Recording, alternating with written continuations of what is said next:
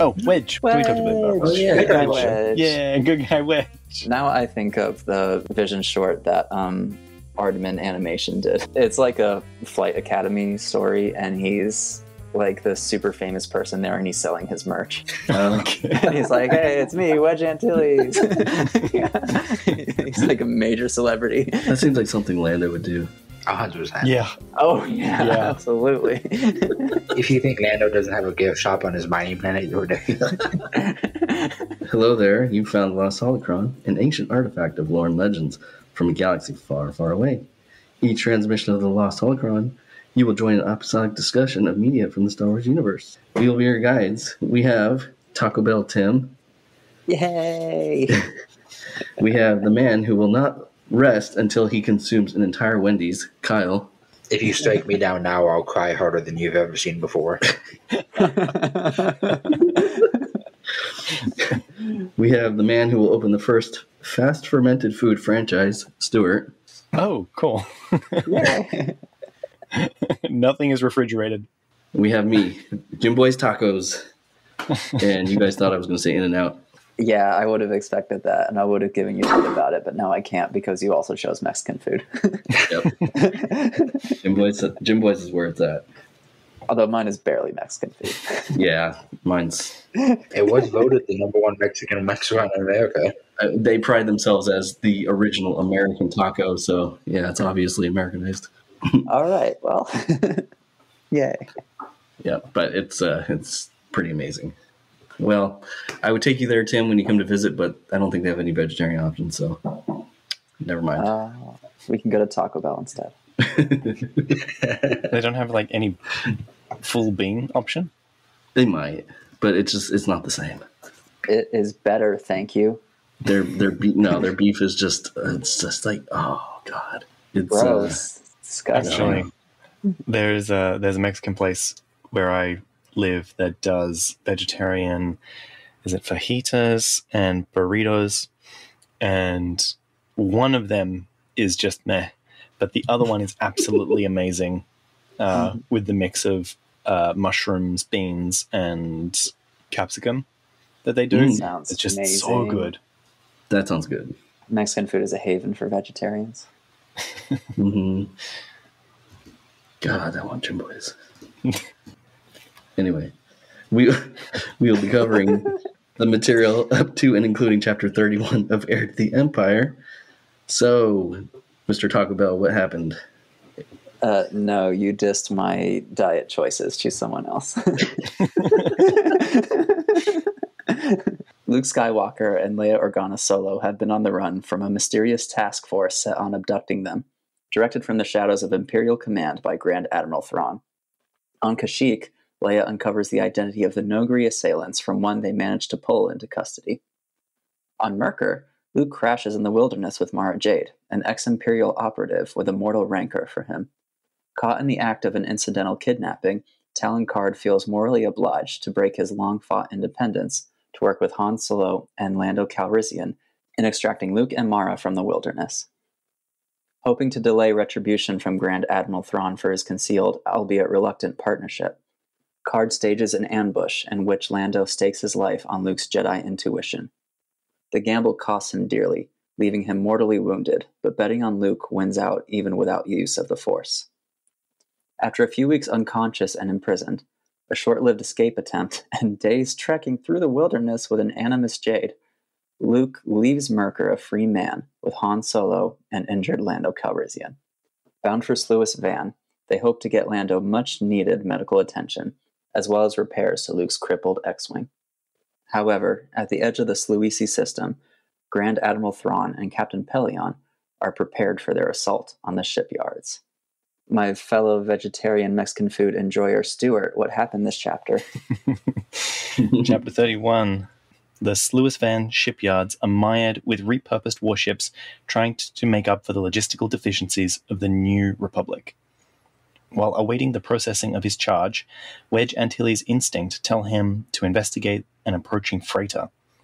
Just before rogue squadrons approach, it literally explodes with activity, releasing TIE fighters and unidentified snubcrafts.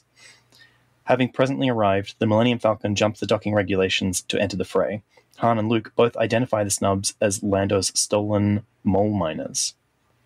At the edge of the Sluisi system, Thrawn and Palaeon direct the Imperial assault. Upon seeing the Falcon, Thrawn is now certain of Karrde's earlier deception and tucks that away for later time. As the battle continues, Wedge, Han, and Luke discover the mole miners are being used to hijack the repurposed warships running material through the shipyard. Injured though he is, Lando activates his override codes for the mole miners, boring through the bridge of every escaping warship. Unperturbed, Thrawn orders the retreat, and measuredly edifies Palaeon that their campaign has only yet begun. Mole miners are back, baby. Yeah, The mole miners are back. So This has been the Thrawn. the truncated cone. yeah. I actually, like, when I was going through, like, oh, this is the plan and this is what happens, like, the things that I missed was that the ships being repurposed, the warships are being repurposed to run material because they just don't have enough freighters to do this, and Lando's mole miners have been taken for something. There's the two things that I missed out of the things, and them coming back in this chapter, it was just like, oh man, that's the cherry on top of Right. like, I was so excited for that chapter, and now that it's all come with a little extra twist of like, oh, I forgot about this thing and I forgot about that thing. Oh, look how it's all coming together. It was just really exciting for me. Yeah, this was an extremely fun chapter for connections or payoffs to setups. Yeah. Again, more praise to Timothy Zahn for the way that he builds his plots.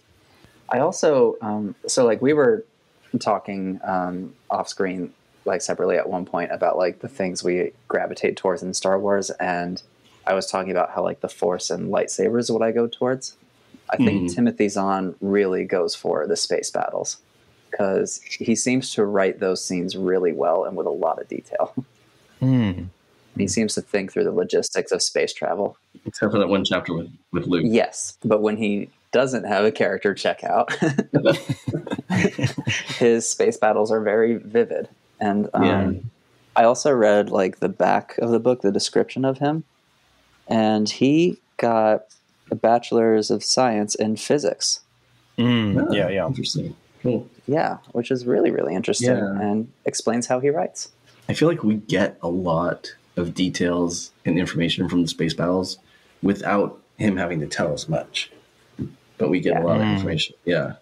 I think so too. Yeah, they feel very vivid. Yeah. Yeah.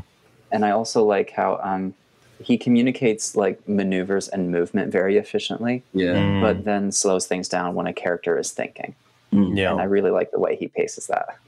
There is this kind of like accordion action that's going on throughout the entire sequence that, like, as you said, like there's different distances to travel and that kind of speeds up. And then as soon as stuff becomes engaging and all squishes down and the character has time to think and, between the engagements as well. But then the actual engagements themselves feel quite realistic in the sense that like it's not a prolonged sequence of moves and counter moves leading to dogfights, but the dogfights are I'm getting into position, oh no, I missed that position, somebody else takes the shot. And it's not like this overly playing Star Wars Battlefront 2 or something where you get a few shots off and then swing around and whatnot. It's quite right.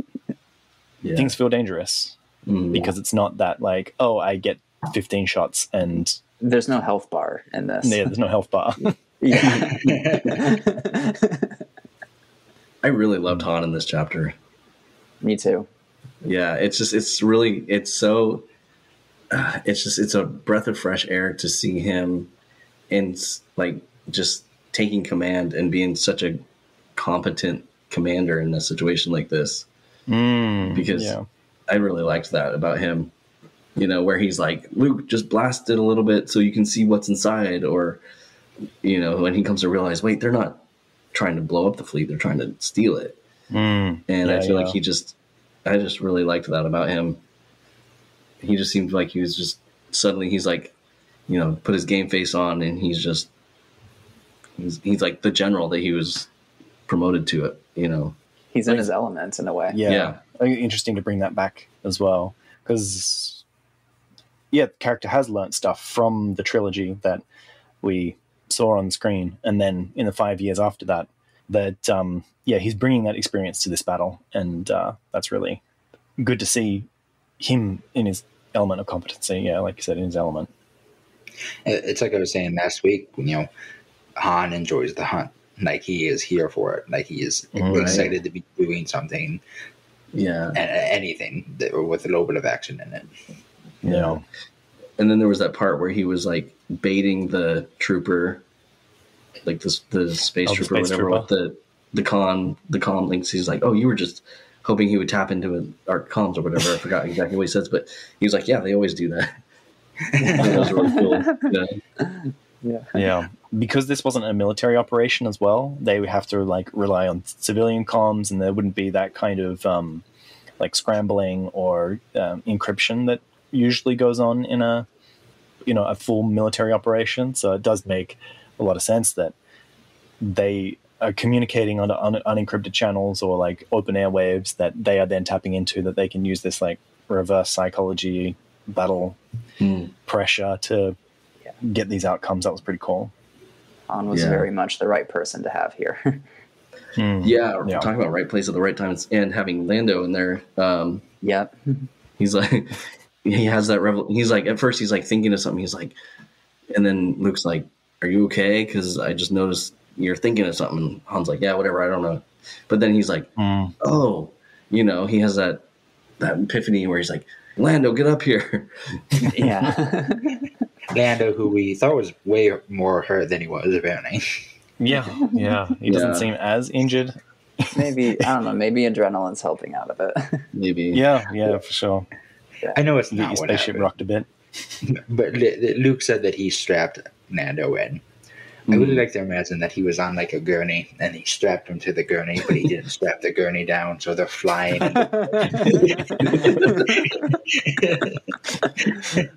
He was rolling around in the back with R2-D2. That's the real reason he was injured. That feels very airplane. You're right. Yeah. Oh, I want airplanes set in the Star Wars universe. Yeah. You know what? Yes, please. Yeah. It's like, mole miners, what are they? They're these truncated little things, but that's not important right now. Yeah. I did enjoy the beginning part here where Wedge is just kind of chilling, drinking some tea, and then he does see the cargo ship. He's just like, nah, not right. Something's up with the cargo ship. I did think, my brain was like, I think I would be a little suspicious if a cargo ship showed up with nothing in it. Absolutely That would be nothing. creepy as fuck. Yeah. That's the reason why they wanted the cloaking device.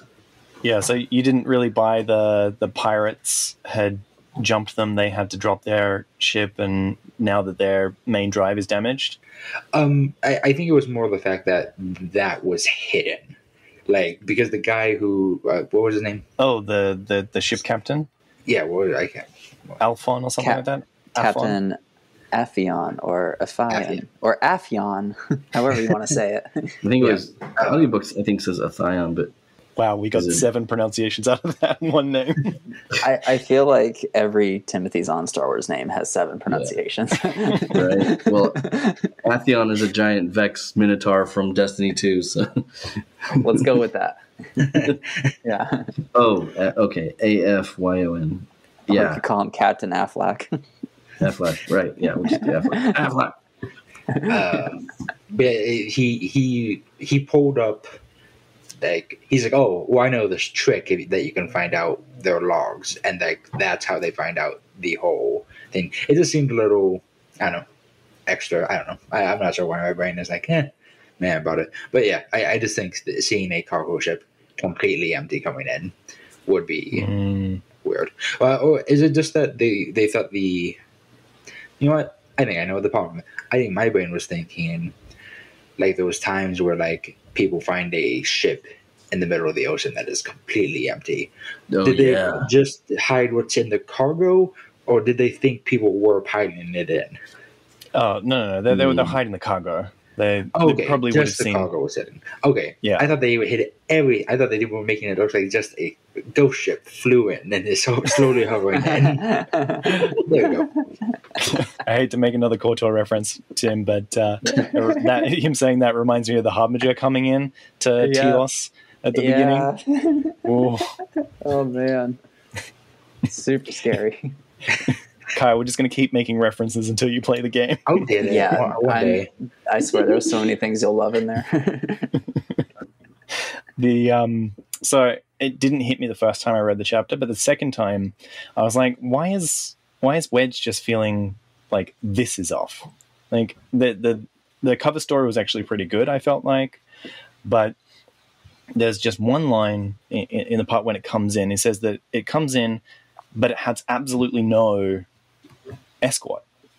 And when everything else has some sort of escort, then that feels really strange that it's just coming in without any It's a trap. Any other fighters, or why is this thing, like, even from the edge of the system you might expect, like he said something else was being escorted by a bunch of B-wings as well. And then there was this one that was coming in that had no escort at all, and it's kind of empty, and like, oh, well, that's kind of odd. Why aren't there any escort for this ship? And so that's why I feel like his spidey senses went off like that, his battle intuition or whatever. It wasn't just a Wedge, it was Captain FF too. He also was like, no, there's something weird about it. Captain Alfalfa. Alfredo Costa. I Captain Alfredo. Do you guys not think it's weird that you can just scan any ship and expect to see what's on the inside? No. Doesn't that seem a little bit intrusive? It's space. Necessary, maybe. In this galaxy.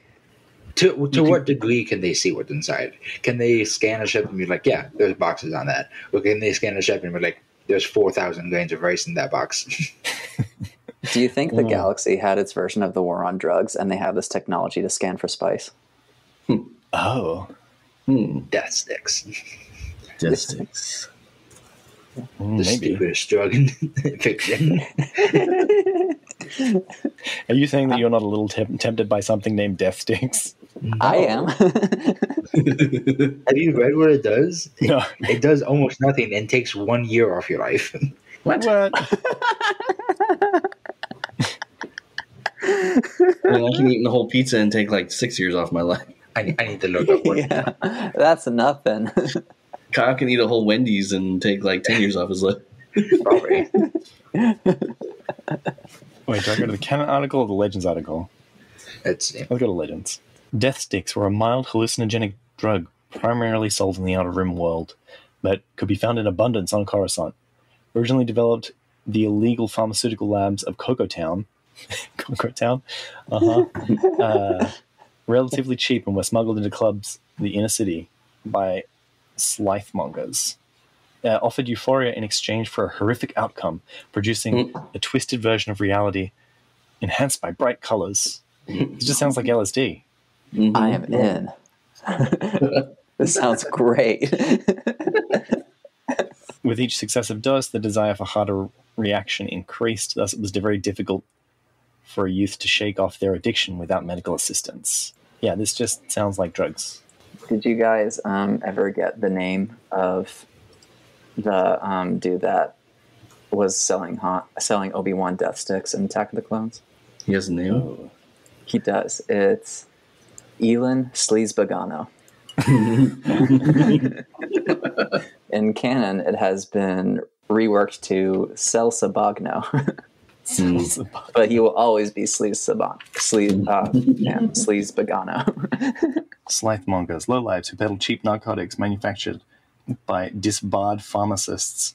This guy is giving me real Jim Carrey vibes. Well, there was that one Jedi who was an obvious throwback to Shaggy from Scooby-Doo, and his name was Shaggy. Yeah. Oh, death sticks loosen your lessen your connection to the Force. Probably. Do you guys think Jedi can use the Force to make themselves high? Because they're like connected to the whole universe.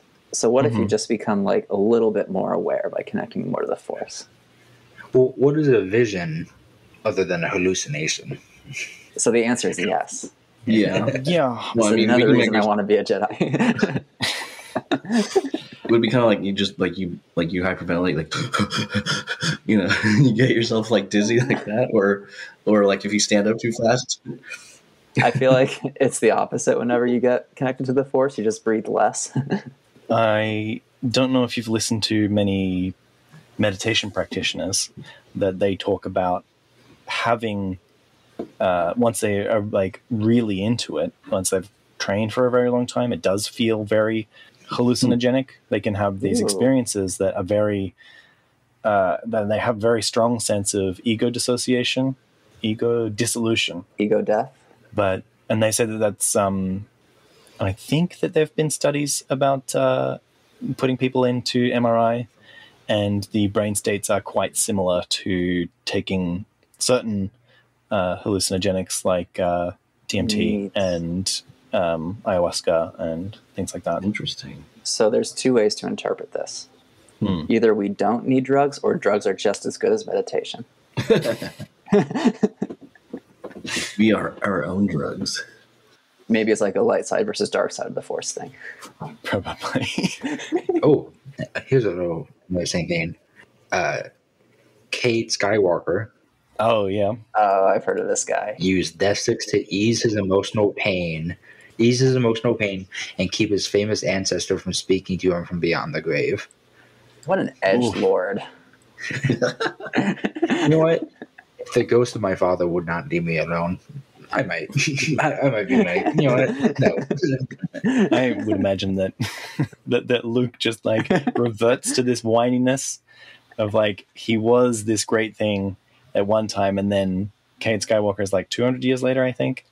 That, come on, I was a great guy. You can be a great guy too. And like we've said with Mara in the other chapter, like he doesn't have that empathy of like understanding where other people are coming from, and just doesn't get why people aren't better. Look, it's easy for me. Why can't you swing a lightsaber like this? Yeah. Do you think it was weird for Luke and Mara to be on Myrkr? They're like having massive withdrawals when they're disconnected from the Force. I'm sure she was quite used to it. But at first. Yeah. At first, yeah. Get a bit shaky. Yeah. I imagine it Gotta get off sucks. planet. And it's like getting kicked out of a hive mind.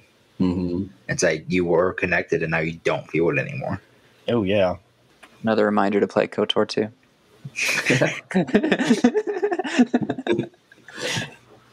All right, I'm going to Steam right now. Let's see what's Yeah, we got him. KOTOR is to Kyle like Avatar is to me.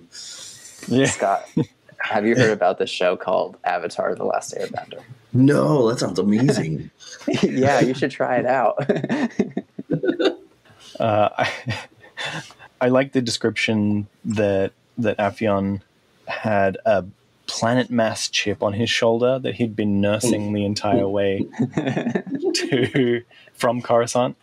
And there was something about that interaction where it's like, oh, you guys are just sitting around collecting a easy paycheck, and all you have to do is like fly around for 2 hours, and you hot jockeys get your paycheck. X-wing hotshots. And it made me think, like, is the New Republic not paying for protection? Is the New Republic making the shippers pay for this? Because if the freighters are paying for protection that isn't needed, then of course they're going to feel like, oh man, these regulations are just cutting into our profits, and like we're threadbare as it is, and they're forcing us to take an entire squadron of X-wings on this run, and we have to pay for every single one of them. Like, that doesn't seem particularly great on their part. And so it kind of gave me a little bit more richness to that interaction of him having this planetary mass chip on his shoulder. Like, oh man, yeah, that would really suck if the government is enforcing these regulations but like not giving any subsidies for these things that they're trying to enforce. He's probably a Phalia supporter. What do you think Phalia's policies are that he's out competing Akbar at this moment? I have no clue on specifics. I just know it has to be a populist vibe. Yeah, because Akbar's the military guy, right? Yeah. And we've just got from Leia's perspective that he's not very in touch with other people. He's very good at what he does, but he's not very good at communicating with other people. So, yeah, I think you're right. That it has to be some sort of populist thing. It's probably all like, Ol Akbar is out of touch. He doesn't know what the people want. It's like things like that. He's making you pay for his military funding. And yeah. Do you think he's into defunding the military, or? Oh, that would be interesting. That would be very interesting. It's possible. Because, I mean, there was mention about trying to demilitarize, but they are still at war. So does he want to become the admiral to then demilitarize, or is he just trying to demilitarize in general?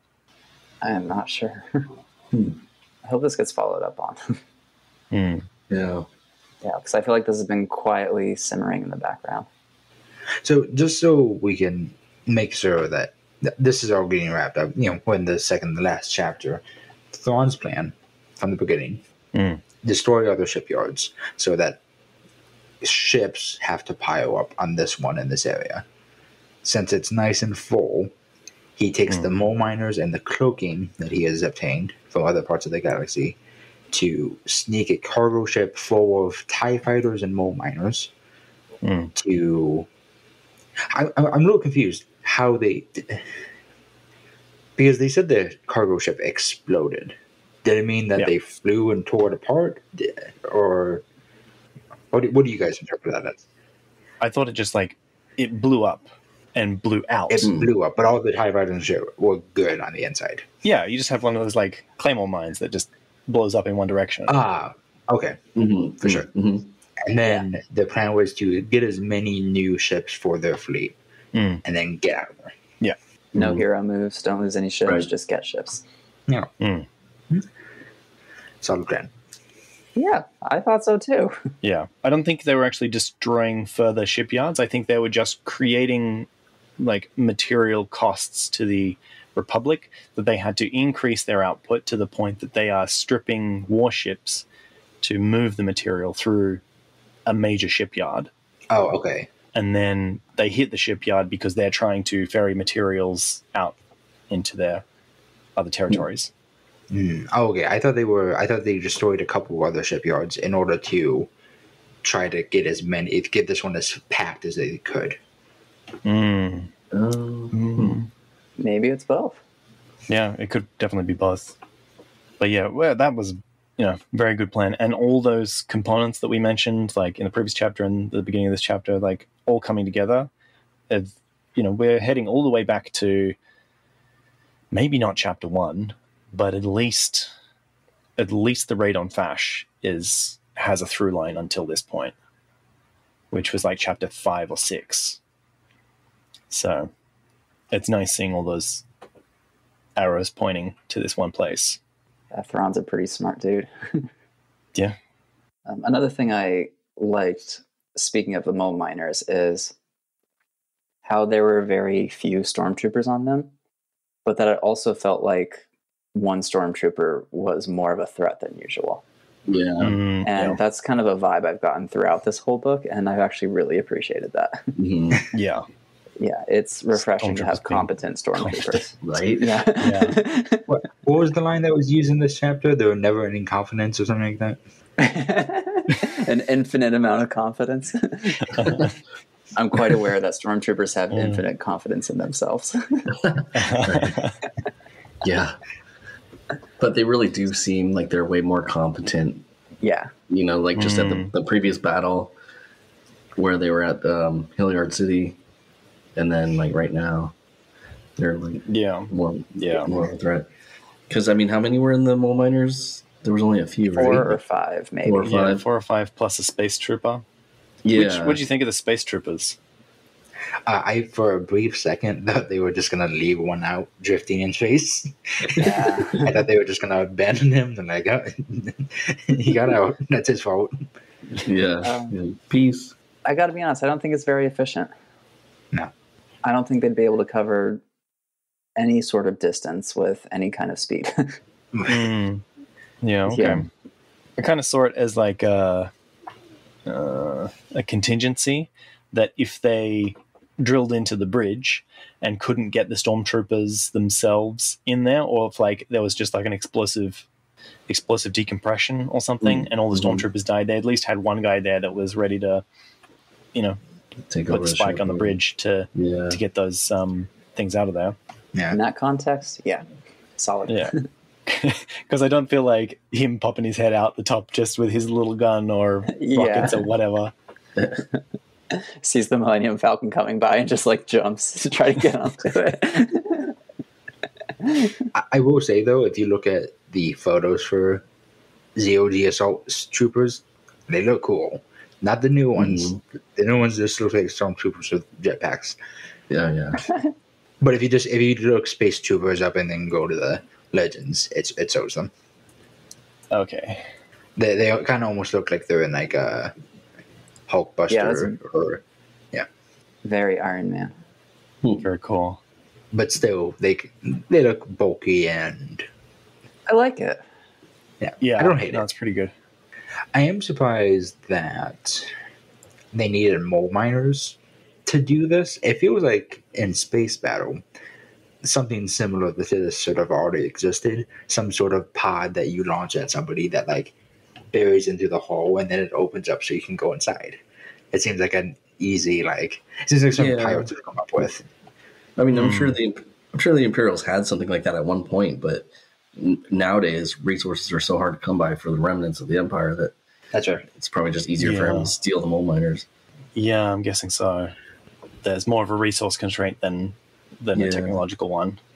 And it's also kind of like a middle finger to the Republic, like, hey, look, we just stole your stuff, now we're going to use it against you.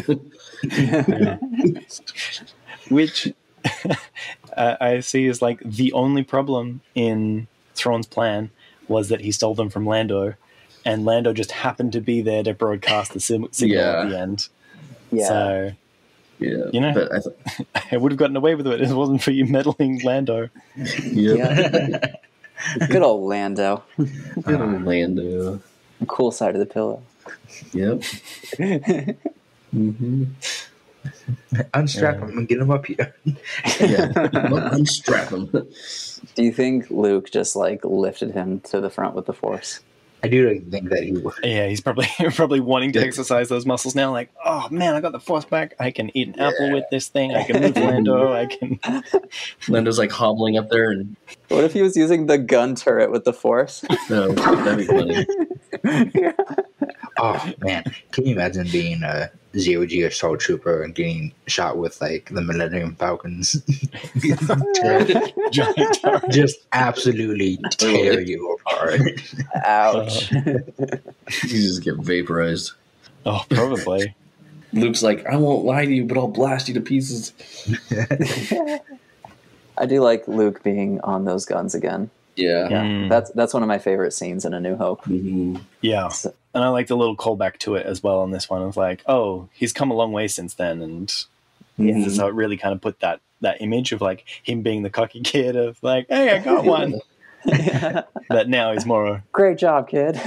In the Family Guy, he's like, I got one. He's like, don't be so penisy.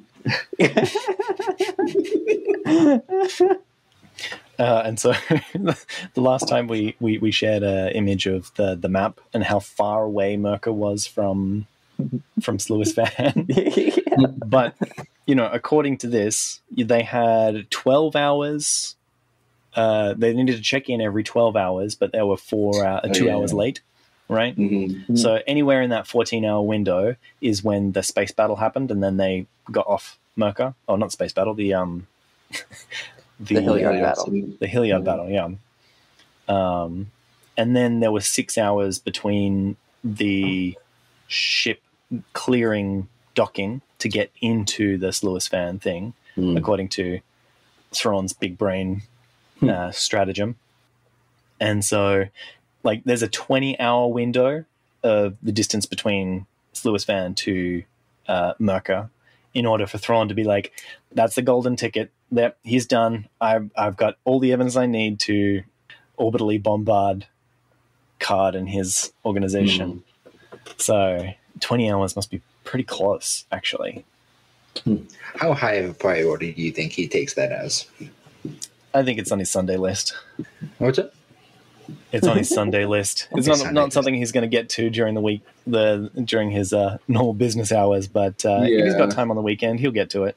Yeah. He's not going to prioritize that over his end game because, at the end of the chapter, which I thought was really cool, Pelion describes Thrawn as being like not just a soldier but a true warrior, basically putting his own, his own glory behind his end game goal. Yeah, which I really like that about Thrawn. Yeah, very cool. So I don't think he's going to prioritize, disciplining Karrde over, the remainder of the battle that his attack against the New Republic. Yeah. It's like, man, Thrawn, you are so scary and evil, but I respect the shit out of you. Yeah, for real. Yeah.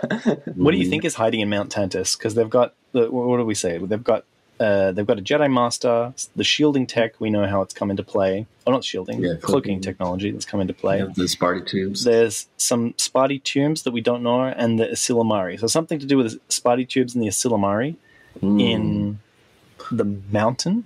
Oh. Only thing I can think of is Kyber crystals, but that's canon.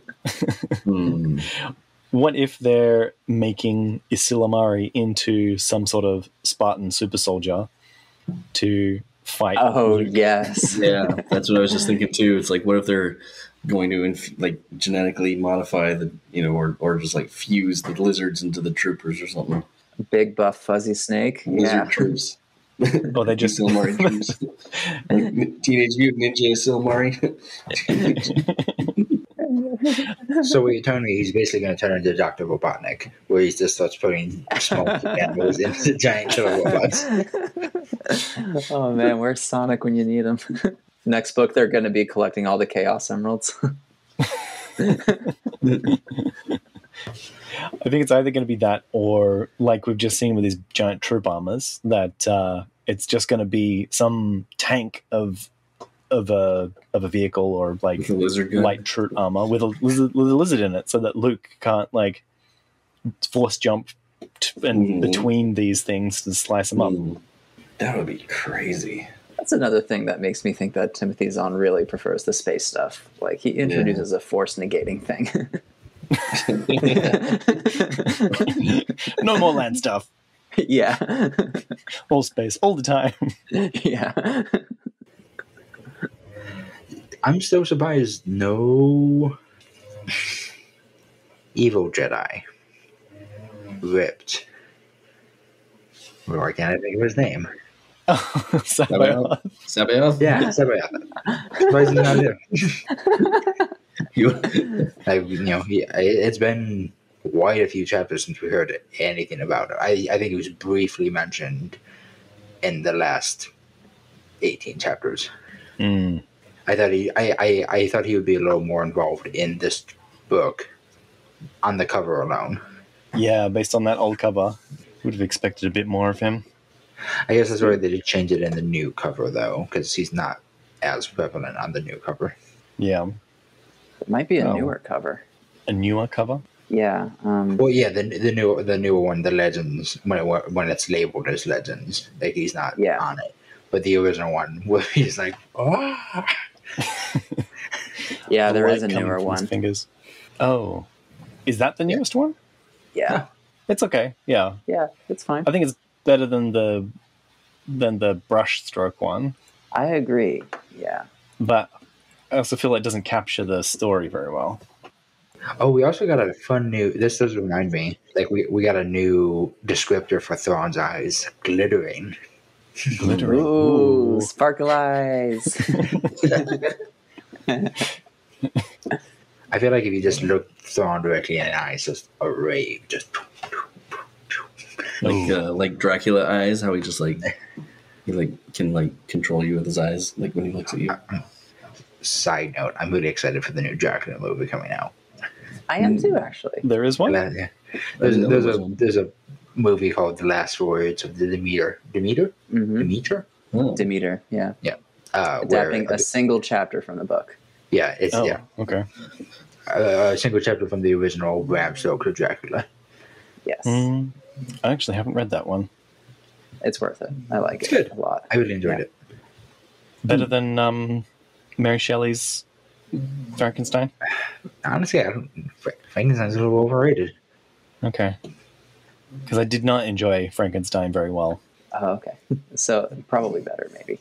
Yeah. Okay. Yeah. I feel like Frankenstein is kind of like a Citizen Kane situation where it just started so many trends so that it feels outdated by comparison to what we have now. Right, yeah. Yeah.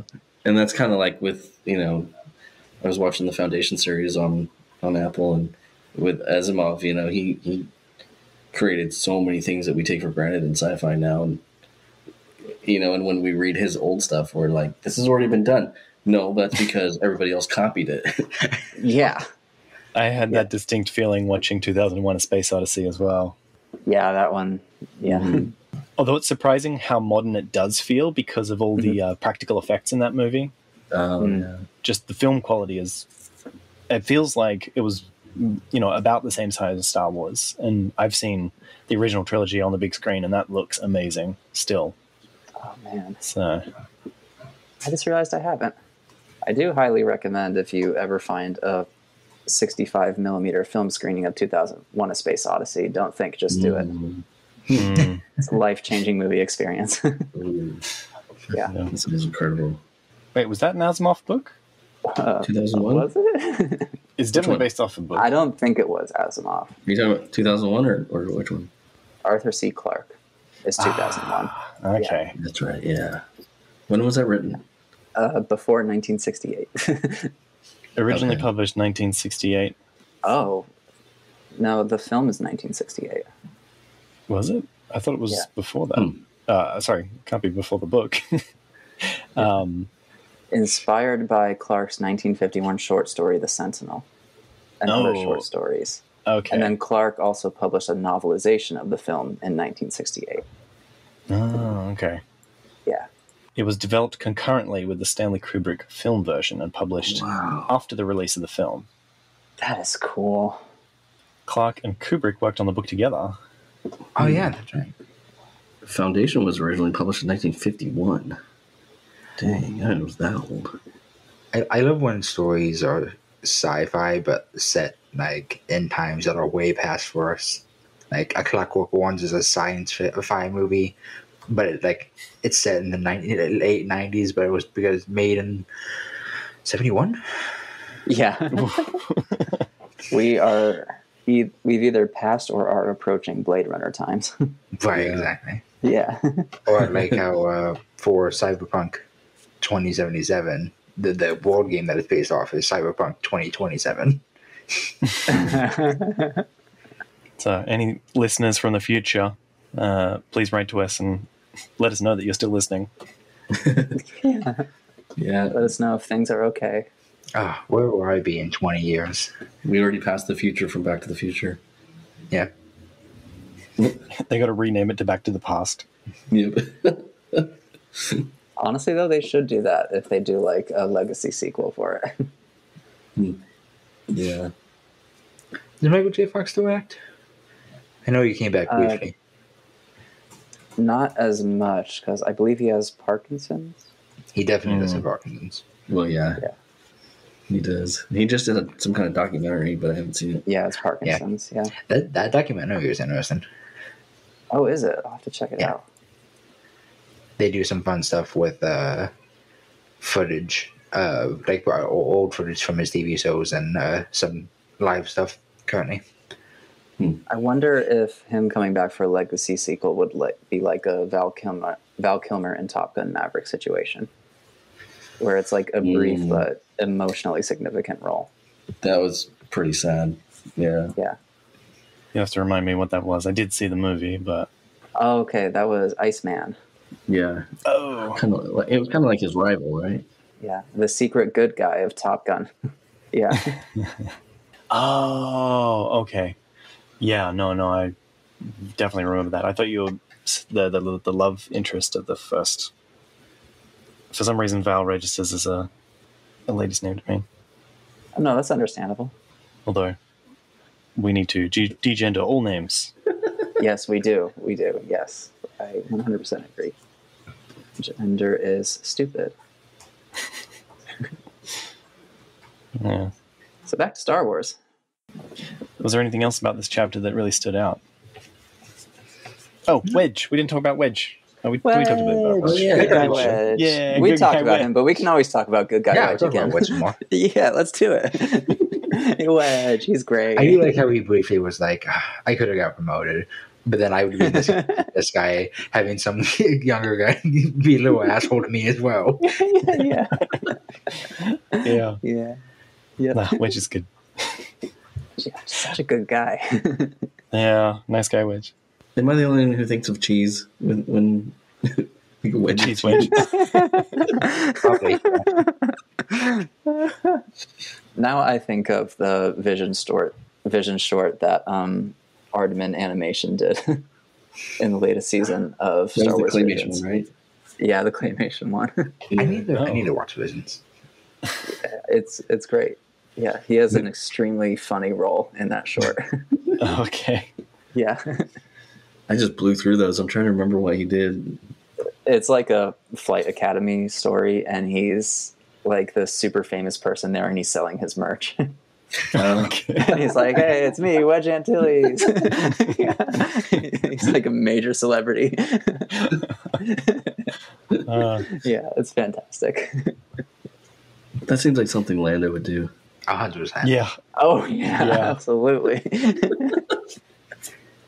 If you think Lando doesn't have a gift shop on his mining planet, you're dead. Lando and his winning smile would be on everything that he can put a printer to.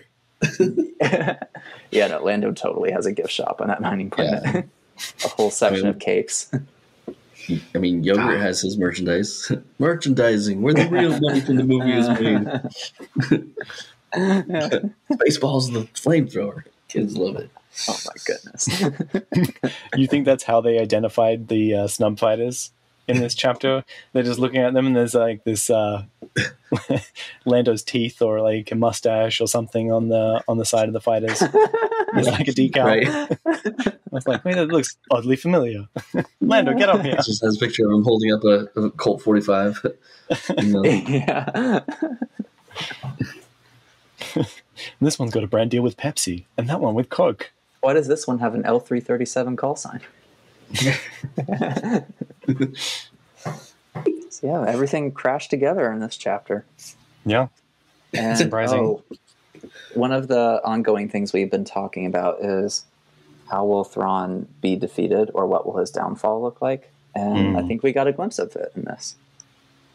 Just It was basically something that he overlooked. yeah. He didn't foresee Lando being there. Yeah. No. Which is also nice to see because he's pulled off some like superhuman brain power stuff in this book. Yeah. And so seeing this is a bit humanizing, and it's understandable too. Why is Lando going to be at Sluis Van?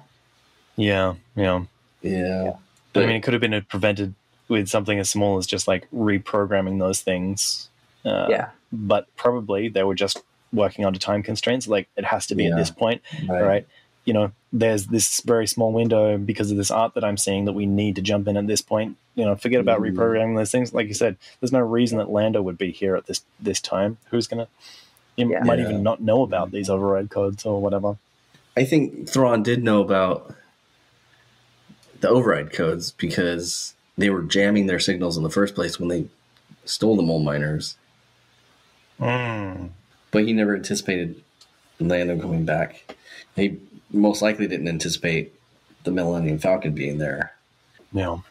Because they weren't even planning on going there originally. They were planning on going to Coruscant, but then he was like, I just want to make a quick stop at Sluis Van.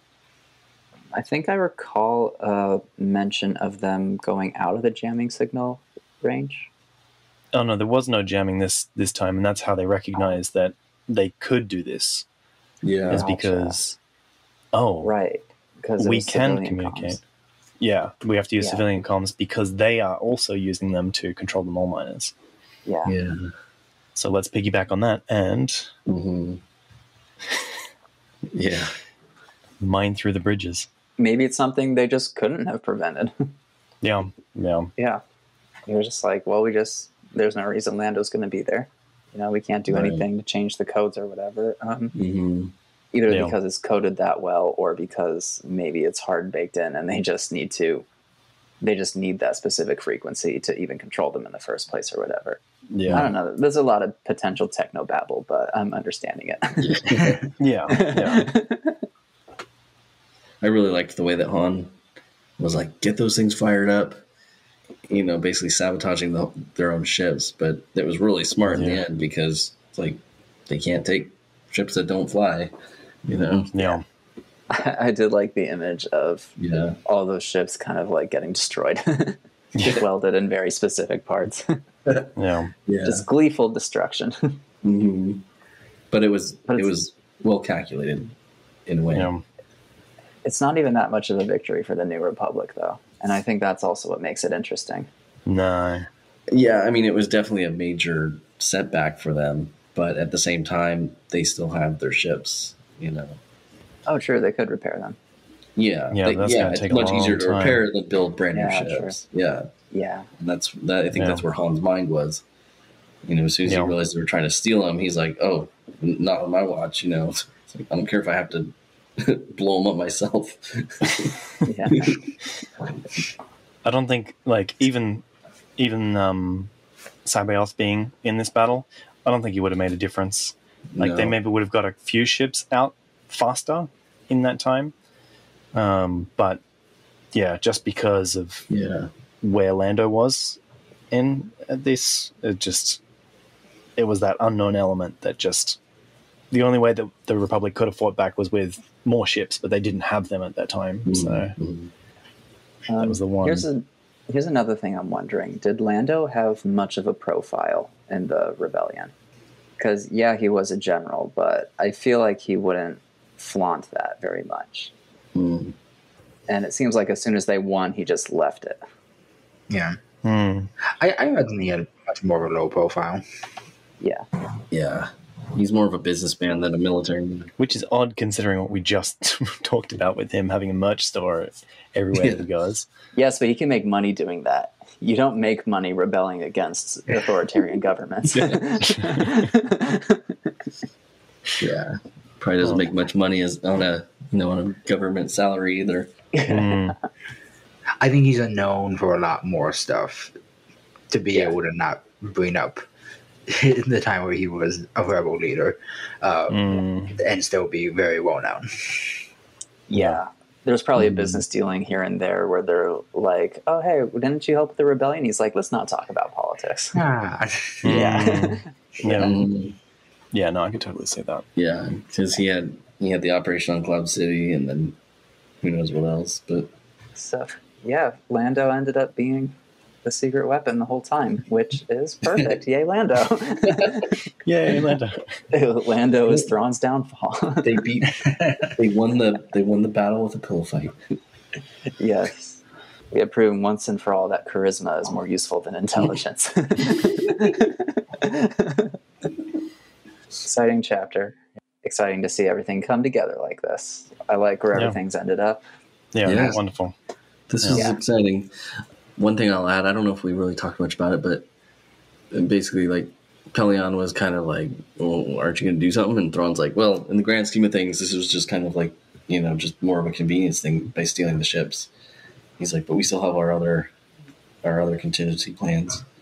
Wayland and everything. So he's like, that's the real, he's like, those are our real weapons or whatever. But yeah, actually, you saying that, I mentioned a little while ago that all of Thrawn's plans are like triple folded with some sort of benefit to them. So the fact that this one plan that they've been building up for this entire book didn't go through and he's not mad about it is, probably plays to the fact that he's reaped a whole lot of other benefits along the way to getting to this point. So Yeah. Do you think this is the last time we see the cargo cloaking system? I hope not. Looking forward to seeing that happen again. I think so. Yeah. I don't think Thrawn would use the same trick twice. Maybe. But I'm wondering I how the know, New Republic is going to have to like try to overcome this in the future. Yeah. I think it would be fun if they were like, okay, how did this get past us? There must be something we're missing, and they do go out looking for more stuff like this. I wonder where they're going to take it next. On the way to find out on the Lost Holocron. Yeah, find out next time. Don't read the book, just listen to us. Yeah. There has to be some people out there. Some people just love hearing our silky voices. Engage with media however you most enjoy it. Yeah. You do you. This has been The Lost Holocron. You can find transcripts and links to discussions and more at our website, lostholocron.com. While you are there, you can learn how you can support the creation of future episodes. Read on, and we'll be waiting for you in the next transmission. We would be honored if you would join us.